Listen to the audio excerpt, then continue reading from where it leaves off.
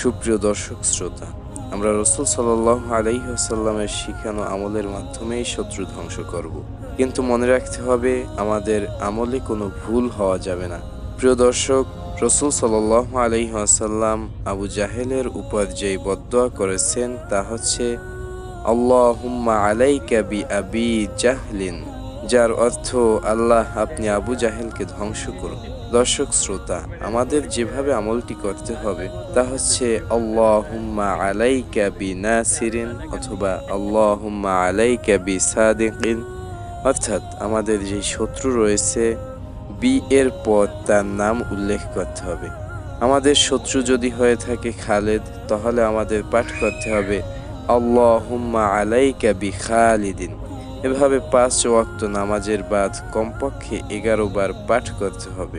সুপ্রিয় দর্শক, যদি আমাদের শত্রু বেশি হয়ে থাকে